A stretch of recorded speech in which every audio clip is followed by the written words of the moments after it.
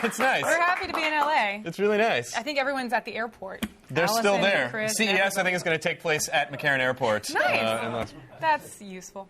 So, hey, you guys out there in the Midwest, you're probably freezing your ass off right now, huh? Unless, of course, you got your own layer of insulating blubber, like the gent in our number 5 around the net. Yeah, but even he probably shouldn't have stripped down to try to go swimming in sub-zero weather. Final words. This is going to be cold.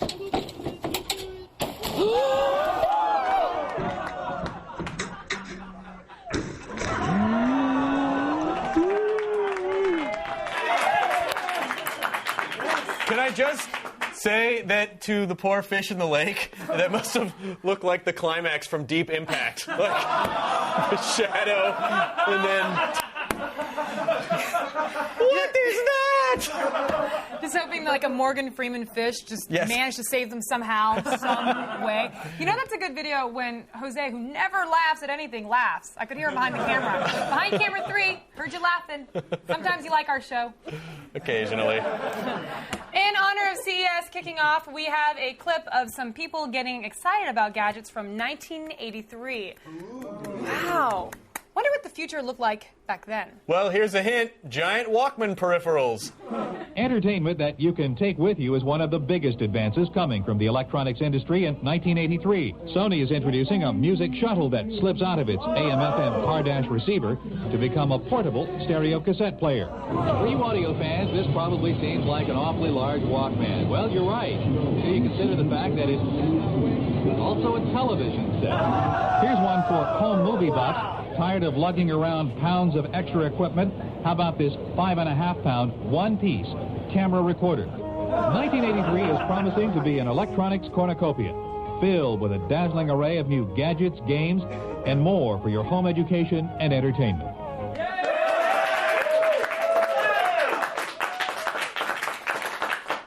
Even their film editing software was futuristic. Oh, 1983. It seems so quaint now that we all own palm-sized devices we can instantly watch pornography on. You know, like, I realized recently that my freaking smartphone is more powerful than the Whopper computer from War Games that controlled the National Defense System.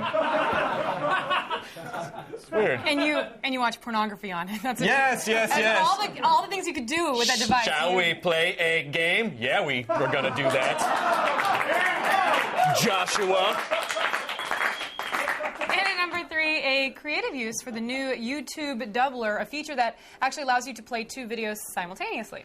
It seems a creative Reddit user provided some accompanying vocals to go to the delightfully generic rockers Nickelback and their blandly palatable song Photograph.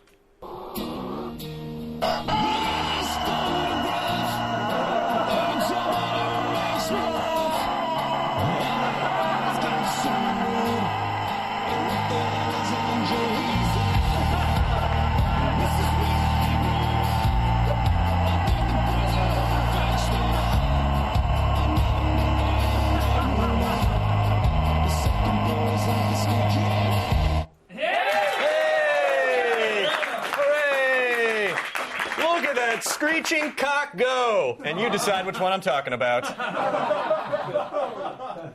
The one that's less grating and abrasive?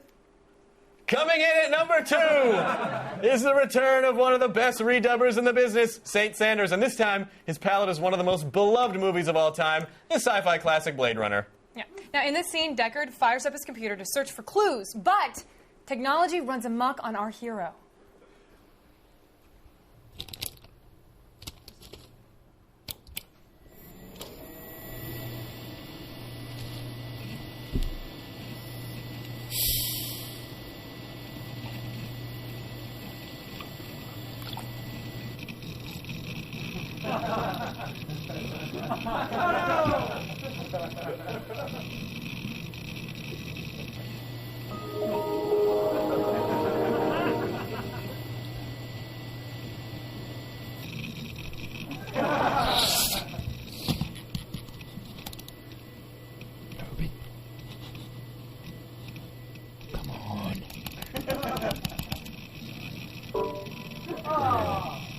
tall poopy.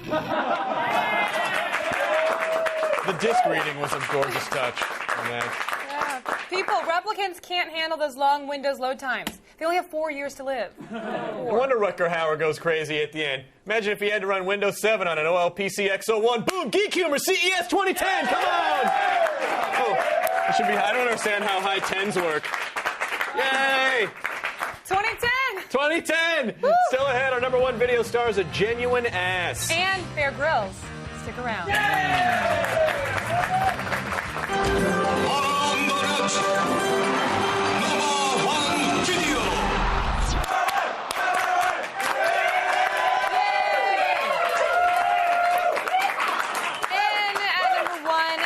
Swelling up the internets like an inflamed colon is a clip. Hooray!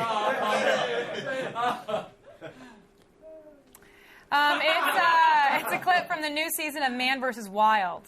Host Bear Grylls has done some pretty horrific things to survive in the past. So stupid sometimes. But let's just say this time he's hit rock bottom. Pun intended! Oh! Not expecting this to be particularly pleasant. The Robertson family survived 38 days adrift because they were willing to do anything to stay alive.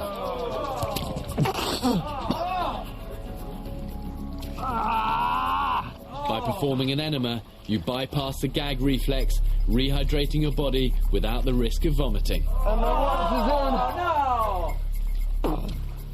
Oh. I guess all you can do is lie back and think of England. I just took my knickers off and shoved a tube in my bum. You know, he didn't have to do that. He could have just spared us all and died on the raft. No, you guys, stop. Seriously, Bear is actually giving out scientifically correct information that can actually save your life. I mean, your butt is perfectly capable of taking a nice, cool drink of water. What? Let me explain. Okay. Very simply, an enema is the introduction of liquid to the rectum and colon via the anus. Now, there are several clinical reasons that you might want to receive an enema treatment. The most common reason is to treat impacted fecal matter, but enemas can also hydrate the human body. Water that's inserted anally bypasses the gag reflex and will prevent the otherwise unpotable water from making you sick. The person receiving the enema lies on his or her side and then gently lifts the upper buttock to allow easy insertion of the pre-lubricated rectal nozzle. Now, once inserted, the liquid can flow freely into the colon through the rectum, and it's absorbed through the intestinal wall and processed by the body in exactly the same way that any liquid ingested via the mouth would be. The patient may be uncomfortable, but they've been sufficiently, if unorthodoxically, hydrated. And really, that's a critical thing. I don't think I did this right. Just relax.